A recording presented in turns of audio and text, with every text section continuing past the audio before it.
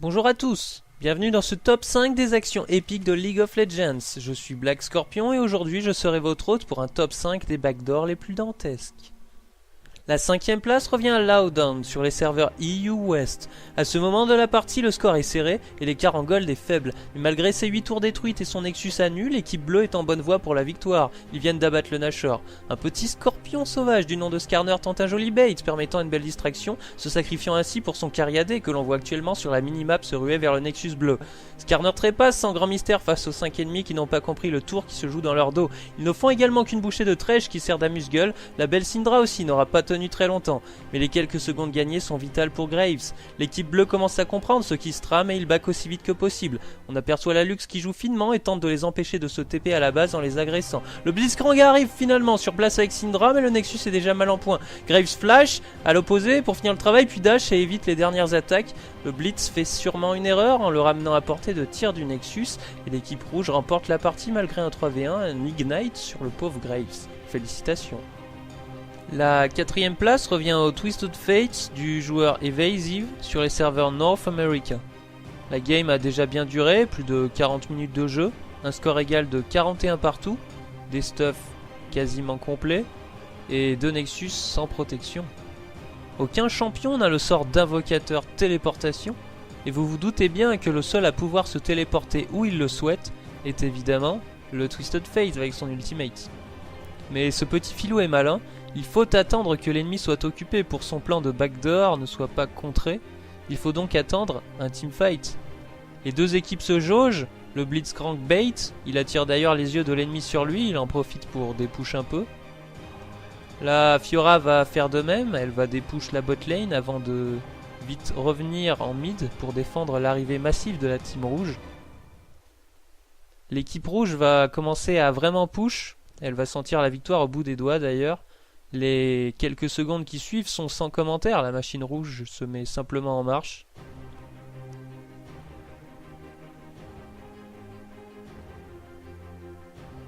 Elle fera probablement une petite erreur en tentant d'attaquer le Nexus par la ligne du top.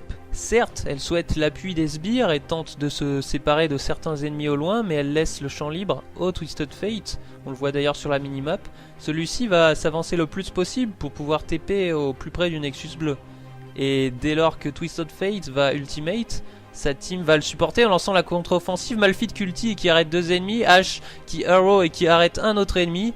Tout est fait pour empêcher l'ennemi de back et de protéger son Nexus. Alors certes, l'équipe bleue gagne le teamfight, mais elle perd la game. Félicitations à toi, Evasive.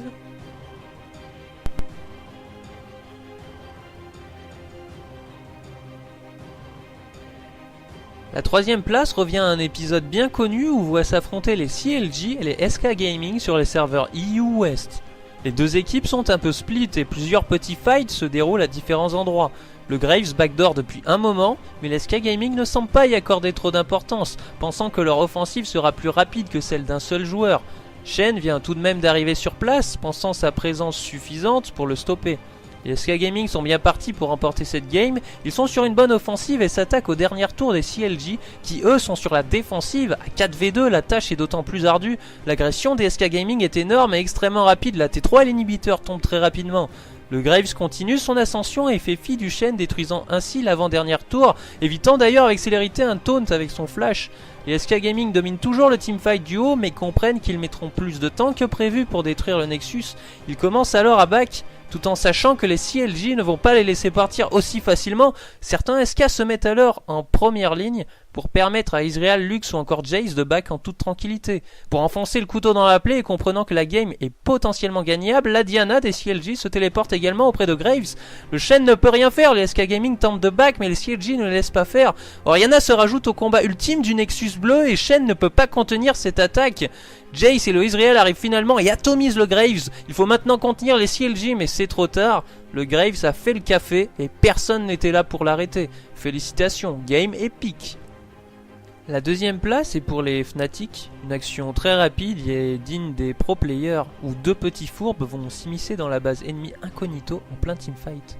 Les Azubu contre-attaquent l'agression des Fnatic à l'aide d'une Evelynn sous Shurelia qui semble très agressive. Les Fnatic sont obligés de se replier, hormis Kha'Zix et Nidalee qui partent pour backdoor. Le Shen tente un ultimate sur la Caitlyn mais meurt. Et on peut voir sur la minimap que les Azubu s'aperçoivent du larcin et se replient, mais c'est trop tard. Une action furtive en pleine ligne ennemie. GG à Nida et Kha'Zix pour leur initiative. La première marche du podium revient également à Fnatic, et particulièrement à XPK qui joue Kassadin. En réalité, la game est très serrée car le teamfight ne penche pas vraiment en faveur d'une team en particulier, même si les Fnatic sont aux portes de la victoire et que les tours des SK tombent.